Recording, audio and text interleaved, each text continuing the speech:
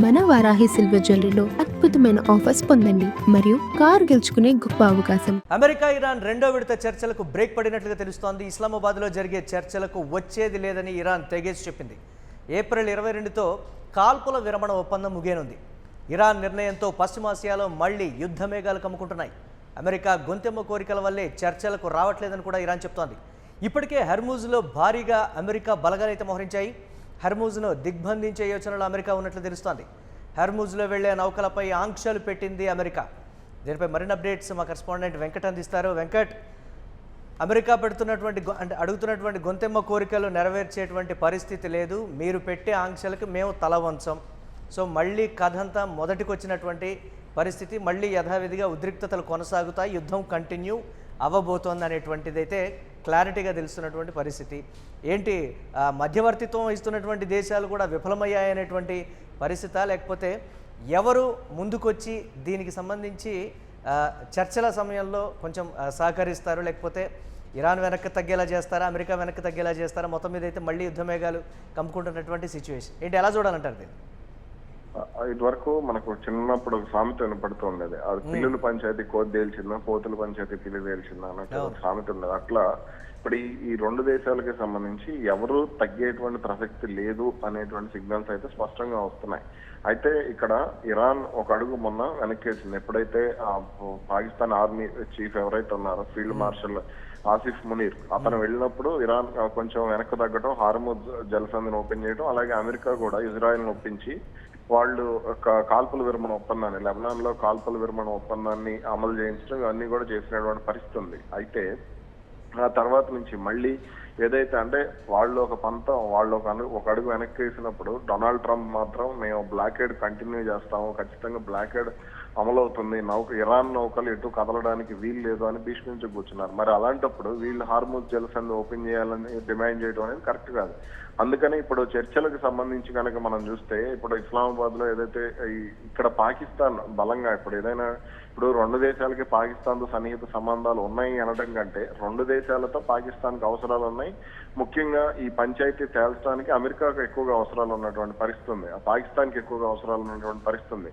కానీ ఇక్కడ పాకిస్తాన్ ఏదన్నా గట్టిగా ఇప్పుడు భారత్ లేదంటే వేరే ఏదైనా చైనా లాంటి దేశం ఏదన్నా కొంచెం బలంగా ఏదో దక్షిణ కొరియానో జపానో ఇటువంటి దేశాలు ఏదన్నా పూనుకుంటే తప్ప ఈ పరిస్థితి ఇప్పట్లో అంటే ఒక కొలిక్కి వచ్చేటువంటి అవకాశం అయితే ఉండదు. ఎందుకంటే పాకిస్తాన్ ఏది చెప్పినా సరే తలూపి అక్కడికి వెళ్ళి వాళ్ళకి అది చెప్తుంది. ఇప్పుడు మిమ్మల్ని కూర్చోమన్నారని చెప్పి ట్రంప్ చెప్తే అసలు ఎందుకు కూర్చోమన్నారు ఏంటి అనేది వివరించకుండా అక్కడికి వెళ్ళి మిమ్మల్ని కూర్చోమన్నాడు ట్రంప్ అని చెప్తాడు ఇరానోడికి.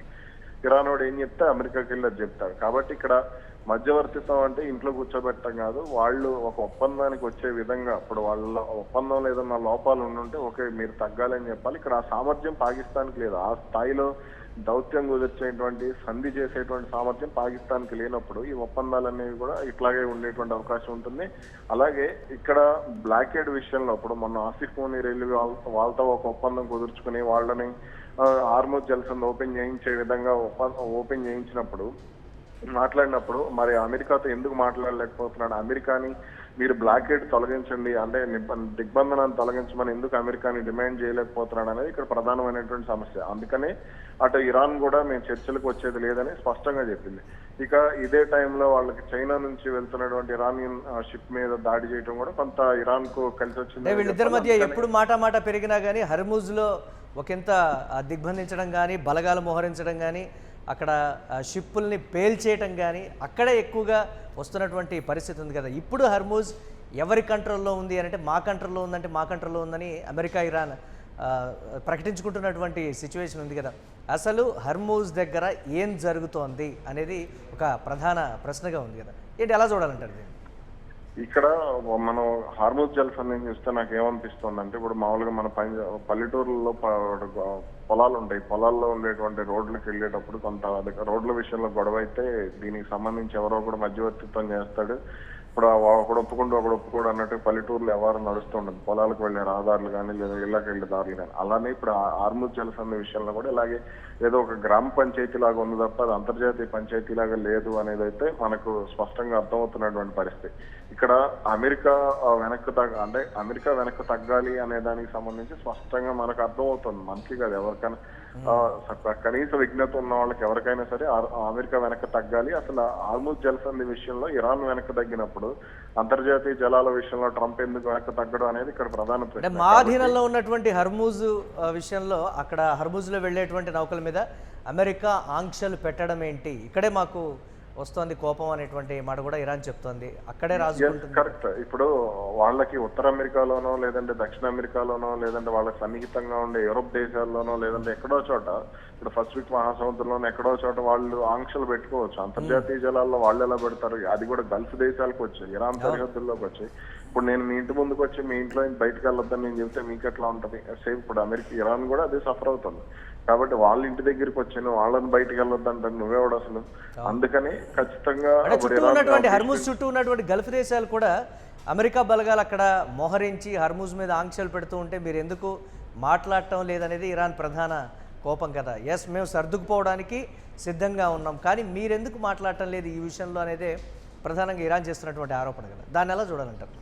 ఫస్ట్ వాళ్ళకి సిగ్గులేదు. ఇప్పుడు ఏదైతే ఈ గల్ఫ్ దేశాలు ఏవైతే ఉన్నాయో ఇప్పుడు అక్కడ చుట్టూ ఉన్నటువంటి 7-8 దేశాలు కూడా వీళ్ళకి సిగ్గులేదు. ఫస్ట్ వీళ్ళు గట్టిగా మాట్లాడలేరు. వీళ్ళకి అవసరాలు ఉన్నాయి, అమెరికా రక్షణ వ్యవస్థలతో అవసరాలు ఉన్నాయి. ఎంత తుప్పుబట్టిన సామాను వాడు అమెరికా వాడు పొద్దునే చదివాను 12 లక్షల కోట్లకి వాళ్ళు దాదాపు $142 బిలియన్ వాళ్ళకి అమ్మాడు అని చెప్పేసి.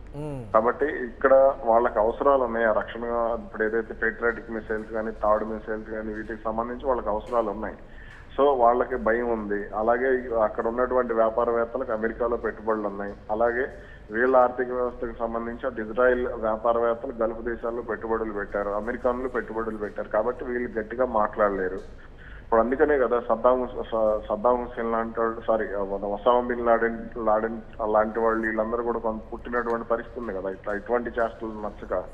కాబట్టి ఇక్కడ గల్ఫ్ దేశాలు మాట్లాడి ఇప్పుడు చైనా నోరెత్తింది, అలాగే రష్యా సహకరిస్తుంది. కాబట్టి ఇక్కడ గల్ఫ్ దేశాలు కూడా సహకరించి హార్మూజ్ జలసంధి విషయంలో ఇప్పుడు ఇరాన్ అంటే రోజులు గడుస్తున్నాయి, నెల కూడా గడిచిపోయింది. దీనికి సంబంధించి ఉద్రిక్త పరిస్థితులు కొనసాగుతున్నాయి. ప్రపంచవ్యాప్తంగా నెలకొన్నటువంటి చమురు విషయంలో ఉన్నటువంటి ఆ సంక్షోభం కూడా మనం చూస్తూనే ఉన్నాం. ఏంటి ఎప్పుడో కొలిక్కి వస్తుంది అనేటువంటి హోప్ కూడా అక్కడ కనిపించడం లేదు కదా. దీనికి సంబంధించి ఎలా చూడాలంటారు ఫైనల్గా? కనిపించదు. ఎందుకు కనిపిస్తుంది? ఇప్పుడు నేను మీ ఇంటి మీదకి వచ్చి గొడవ చేస్తే మీరు ఎందుకు ఊరుకుంటారు? మీరు ఊరుకోరు కదా. ఇది కూడా అంతే. ఖచ్చితంగా ఇరాన్ అప్పుడు గల్ఫ్ దేశాలకు వెళ్ళి ఇప్పుడు వాళ్ళ చుట్టూ మీరు ఇప్పుడు ఉక్రెయిన్ మీద రష్యా ఎందుకు దాడి చేసింది? నాటో దేశాలకు సంబంధించినటువంటి ఆర్మీ బేస్లను అక్కడ తీసుకొచ్చి పెట్టడానికి వాళ్ళు ప్రయత్నం చేశారు కాబట్టే కదా. ఇప్పుడు అలాగే ఇక్కడ గల్ఫ్ దేశాలకు సంబంధించి ఆర్మీ బేస్లు పెట్టి ఎంతసేపు కూడా ఇరాన్ అగ్రనాయకులు కాసిం సులేమానీ దగ్గర నుంచి ఎంతమందిని చంపారు వాళ్ళు. కాబట్టి ఇక్కడ ఇరాన్ కూడా అందుకే అంగీకరించడం లేదు. కాబట్టి వాళ్ళు కూడా తగ్గేటువంటి ప్రసక్తే లేదు. వాళ్ళకి కూడా అమెరికాతో పెద్ద అవసరాలు ఏమి లేవు. అందుక వాళ్ళు రష్యా ఉంది, చైనా ఉంది, లేదంటే భారత్తో సన్నిహిత సంబంధాలు ఉన్నాయి. 3 దేశాలు కీలకం వాళ్ళ వాణిజ్యానికి సంబంధించి.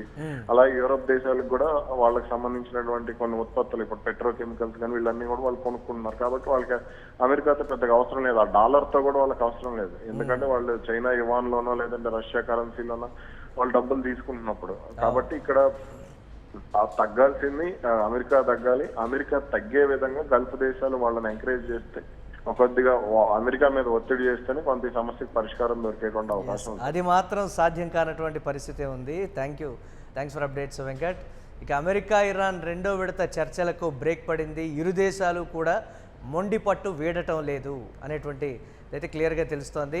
చర్చలకైతే బ్రేక్ పడిందనే చెప్పాలి. ఇస్లామాబాద్లో జరిగేటువంటి చర్చలకు మేము రాము, వచ్చేది లేదని కూడా తెగేసి అయితే చెప్పింది ఇరాన్. అయితే ఏప్రిల్ 22తో కాల్పుల విరమణ ఒప్పందం అయితే ముగిసేటువంటి పరిస్థితి ఉంది. 22 తర్వాత ఏం జరగబోతోంది? 22 కన్నా ముందే భీకరమైనటువంటి దాడులు ఉంటాయనేటువంటి ఒక సంకేతాన్ని కూడా అమెరికా ఇస్తోంది. ఇప్పటికే హర్మూజ్ని దిగ్బంధించినటువంటి సిచ్యువేషన్ అయితే ఉంది. మా అధీనంలో ఉన్నటువంటి హర్మూజ్ విషయంలో మీ పెత్తనం ఏంటి అని కూడా ఇరాన్ ప్రశ్నిస్తోంది అక్కడే. సో దీనికి సంబంధించే మేము చర్చలకు రాము అనేటువంటి మాట. ముందు అక్కడి నుంచి మీ బలగాల్ని ఉపసంహరించిన తర్వాత మేము మాట్లాడతామనేది ఇరాన్ చెప్తోంది. కానీ అమెరికా ఎక్కడా కూడా వెనక్కు తగ్గినటువంటి సిచ్యువేషన్ అయితే ఉంది.